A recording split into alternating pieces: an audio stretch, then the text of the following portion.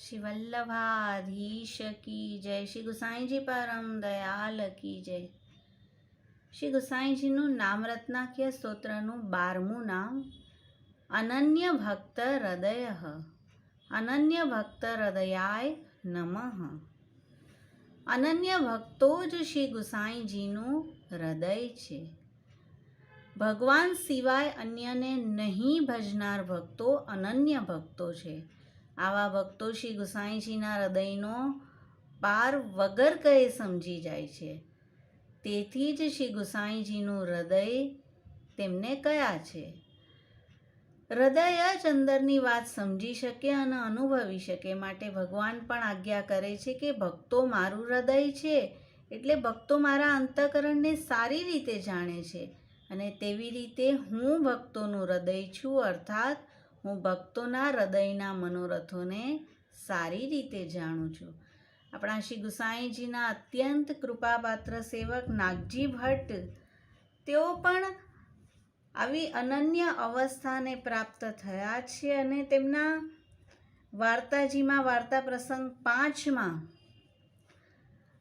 आ नाम आपणे दृश्यमान थई रह्युं छे। एक समय श्री गुसाई जी को नागजी ने बिनती पत्र लिख्यो या में लिखे महाराज श्री आचार्य जी महाप्रभु के ग्रंथ श्री सुबोधिनी जी निबंध आपकी टिप्पणी जी रहस्य ग्रंथ बहुत है और मेरी बुद्धि थोड़ी है, सो आप कृपा करी थोड़े ही में मार्ग को रहस्य लिखी पठाओ तो आपकी कृपा ते कछु स्फुरे।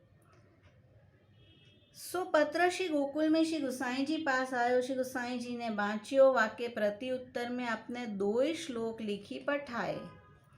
श्री वल्लभाचार्य मते फलम तत्प्राकट्यम अत्र अव्यभिचारी हेतु तत्र उपयुक्ता नवधा उक्त भक्तिस्तत्रोपयोगो अखिल साधनानाम यह कुर्यात् सुंदराक्षिणां भवने लास्य नर्तने तासां भावनया नित्यं सही सर्व फलानुभाग। ये 2 ही श्लोक श्री गुसाई जी नागजी भट्ट को रहस्य फल के लिखी पठाए। ताको अभिप्राय श्री वल्लभाचार्य जी के मार्ग के विषय श्री ठाकुर जी को प्रागट्य है सोई फल है। वल्लभनो प्रगट करेलो मार्ग अने आपणा माथे जे ठाकुर जी प्रगट करी आप्या मीन्स के अपना माथे पधरावी आप्या तेज तो फल छे। तेज छे रसो वै सह धर्मी स्वरूप तामे अव्यभिचारी भक्ति हेतु है। यदि आपणे अनन्य छीए तो अव्यभिचारी भक्ति तेनो हेतु छे। जाको अनन्यता होय ताको नवधा भक्ति है और पहले नवधा भक्ति 3 एक भक्ति को 9 जनन करी है ताको शास्त्र निरूपण करत है। भागवत जी में वर्णन छे ताते विलक्षण जो श्री आचार्य जी महाप्रभु को मार्ग 10धा प्रेम लक्षणा अधिक श्री आचार्य जी महाप्रभु प्रगट करे पण श्री वल्लभना मार्ग विશે 10धा प्रेम लक्षणा अधिक। दरेके दरेक भक्ति तो छे पण प्रेमना लक्षण सहितनी आ छे अने माटे अहींया आटली अधिकता बतावी छे श्री वल्लभे। ताको हेतु श्री गुसाई जी लिखे जो नवधा है सो महामाया संयुक्त है। महामाया एटले के सकाम छे कि जेमां श्री ठाकोरजी सिवाय बीजा फलनी वांछना रहेली छे। श्रवण करूं अने बधा मने जाणे, कीर्तन करूं अने ज्यारे कीर्तन मारू श्रवण करे तो लोकोमां मारी वाहवा थाय आवी आवी कई ने कई कामना छे माटे आ नवधा भक्ति महामाया संयुक्त कहेवाशे। पण इहाँ तो 10धा सो सब कार्य में प्रेम संयुक्त है ताते यह 10धा प्रेम लक्षणा भक्ति श्रेष्ठ है। वाको आशय श्री गुसाई जी लिखी पठाए। श्री गुसाई जी कही रह्या छे कि आ शुं छे तामे लिख्यो जो सुंदर अक्षी ऐसे जो ब्रज भक्त जेना सुंदर नेत्र छे हरण समान अथवा तो कमलनी पाखड़ी समान जेना नेत्रो छे एवा व्रज भक्तो तिनके भवन में लास्य नृत्य रास आदि प्रभु क्रीड़ा करत है, सो उनके भावन की नित्य भावना करनी। તો જે ફલ આપણા માથે શ્રી વલ્લભ વિઠ્ઠલે પધરાવી આપ્યું છે તેના રહેલા રસને કેવી રીતે માણી શકશું?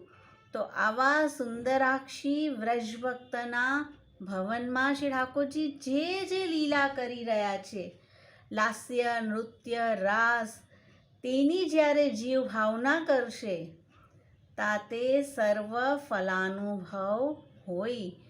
તો માથે તો પધરાવી આપ્યું હતું ફલ, અને તે ફલનો આપણે અનુભવ કરી શકશું। सो या पत्र को नागजी वाँची के बहुत प्रसन्न भय।